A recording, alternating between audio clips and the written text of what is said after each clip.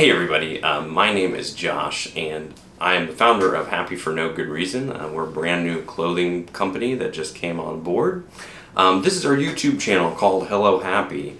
And this is more in-depth video on kind of who we are, right? And to that extent, I'll go over who I am, what our mission statements are, who we serve, and kind of what you can expect to see on this channel. Right, so jumping right in, my name is Josh. I've always had kind of a wanderlust, a curiosity. I've always enjoyed like exploring and experiencing different cultures and different perspectives. The why behind why we think things and do things. I've always been an eternal optimist. Sometimes even to a fault. I believe that the world is filled with wonderful people and that everybody has good in them. And I also believe that everybody is struggling with their own things. I also believe for love to be real, it needs to be shared. And that, building a sense of community and connections is like our lifeblood for us. Like, we need that. One of the most pivotal moments in my life started when I wasn't where I wanted to be in my life. I kind of stood up one day and I wasn't really helping anybody. I wasn't doing anything beneficial. And I wanted to make a change. And so I did what, any reasonable person would do. I stood up and I joined the Peace Corps, the U.S. Peace Corps. I sold everything I owned. And in 30 days, I was on a plane with 55 strangers to Kenya. And then in the course of 3 months, I learned Swahili, and I was dropped off at my home, and I lived, off the grid, basically. No running water, no electricity. It's just wild. But the culture in Kenya was so kind and so loving, it was a wonderful experience to be there. And there was 3 things that I wanted to share with you guys that I thought were kind of profound, that made the culture so great. And the first of which was that Kenyans make time for connection, right? They have a culture of connection. And so, like, if you went to a coffee shop, if you went to a restaurant, you can, like, sit down with anybody and have a conversation. You can, like, human with other people.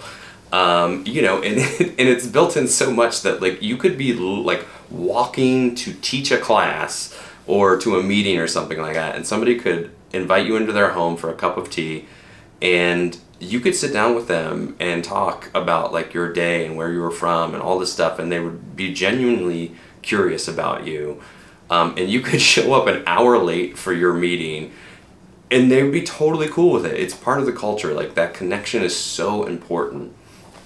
The other big one is that Kenyans don't live to work, they work to live, right? And I think that's part of our culture in the States that we've forgotten somewhat. Like, I do very much feel like we're always chasing that ladder, right? We're chasing that bigger job, that nicer car, that bigger house, and we kind of live in that median where, in Kenya, like, they do work, right? Because they need to feed their families and all that good stuff. So that's not it. But it's not like their main modality. It's not their main thing in life. And I think the last thing is that in a weird way, marketing hasn't permeated, like, the very fabric of their culture, and I'll explain that. So, like, when I was in college, I had a professor tell me that you could not sell something to somebody who was content, right? And I think that that concept is very fascinating, right? When you look at our American culture. Because I think a lot of our marketing is like, hey, you're overweight, you need to be tanner, your teeth need to be whiter, and there's a lot of marketing that is made to make us feel less than, right? So, you think about that, where the truth is that that's as far away from the reality as possible, right? Like, you in this moment are enough, right? You in this moment are complete. You don't need whiter teeth or to lose 2 pounds or, to be tanner. Like, you are a whole person, and in this moment you are great and wonderful.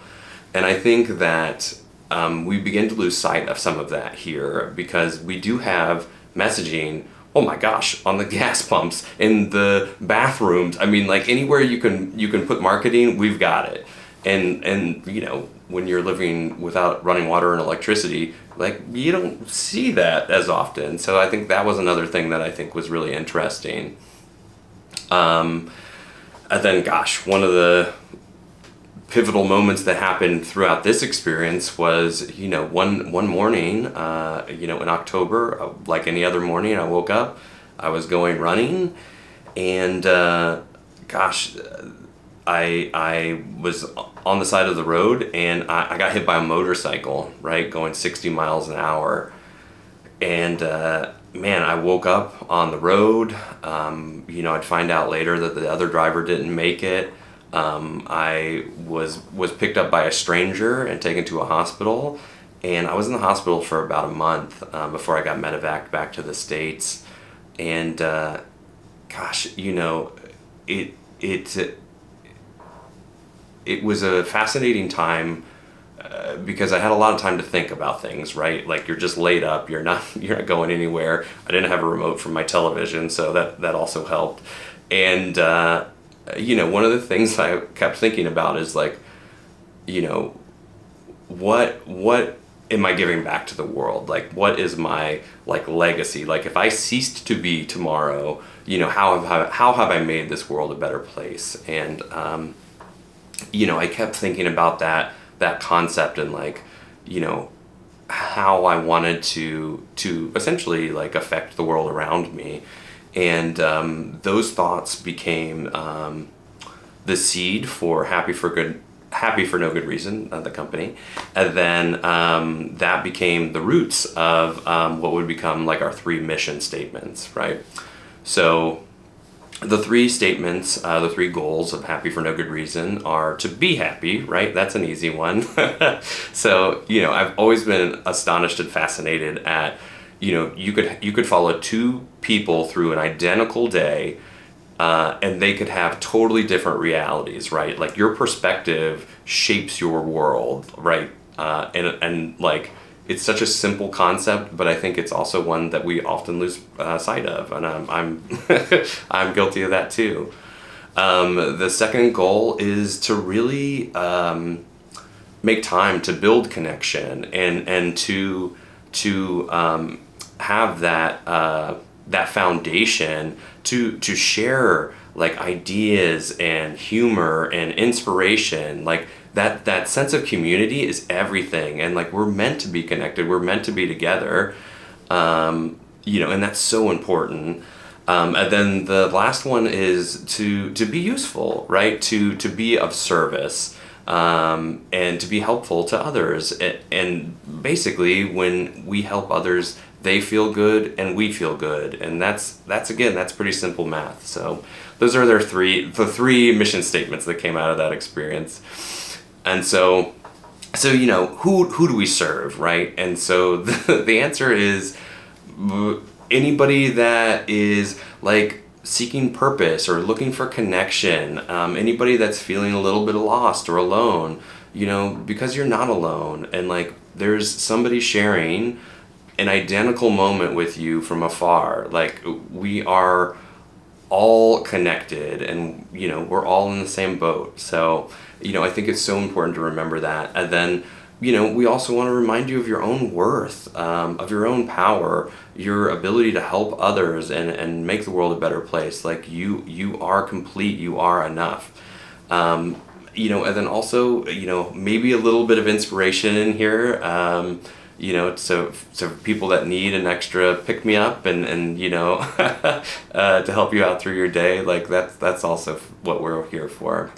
And then the things that you can expect to see on here is just going to be, like, uplifting content. There'll be some advice in here, some perspectives. We might even bring on some experts to talk about happiness and that. And really to help us start fostering that foundation of community and connection. I mean, that's what it's all about. So thank you so much for watching, and we appreciate you guys so much. And from us at Happy for No Good Reason, we can't wait to meet you, and thanks so much for being here. All right, bye.